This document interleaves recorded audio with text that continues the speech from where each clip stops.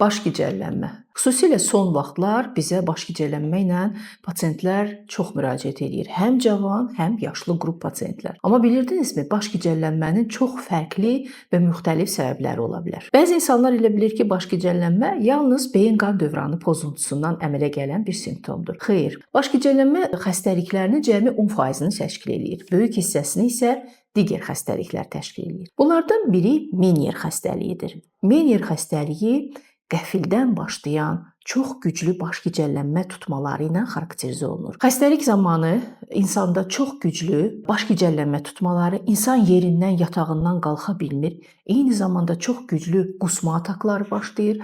Dayanmadan insanlar qusur və bunun ardınca qulaqlarında sanki tutulma, kütləşmə, hətta bir müddət sonra eşitmənin zəifləməsini də hiss eləyə bilirlər. Bu ataklar ay ərzində bir neçə dəfə təkrarlana bilər. Bu cür triada əlamətlərlə gedən baş gicəllənmə xəstəliyi Menier xəstəliyi adlanır. Xəstələrin böyük bir qismində isə təxminən 30-40%-ni baş gicəllənmənin səbəbi qulaq daxilində otolit adlanan, sadə dildə desək, duzların yerini dəyişməsi nəticəsində yaranan baş gicəllənmədir. Bunun adı xoşxassəli paroksizmal pozisional baş gicəllənmədir. BPPV. Bu xəstəlikdə baş gicəllənmə başın ani hərəkəti zamanı meydana çıxır. Yəni insan qəfil başını döndərəndə, yerdən qaldıranda, qəfil bir hərəkət eləyəndə baş gicəllənmə tutması tutur. Amma bunun xarakter xüsusiyyəti odur ki, bu baş gicəllənmə çox qısa olur. Bir neçə saniyə tutur, sonra buraxır. Bəzi xəstələrdə biraz daha uzun çəkə bilər və xarakter xüsusiyyəti başın pozasının dəyişməsi ilə bağlıdır.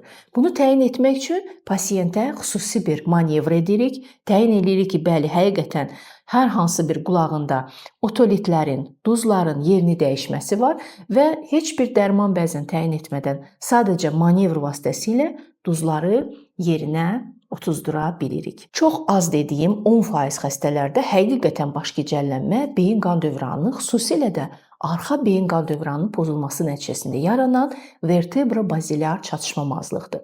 Lakin vertebro-bazilyar çatışmamazlıq zamanı boynun arxasından gələn, yan hissəsindən gələn vertebral onurğa arteriyalarında sıxışma, daralma, məlfəzinin tutulması nəticəsində bizim beynimizin orta hissəsində qan dövranı pozulur, zəifləyir və nəticədə baş gicəllənmə ilə yanaşı pasiyentlər digər əlamətlər də deyirlər.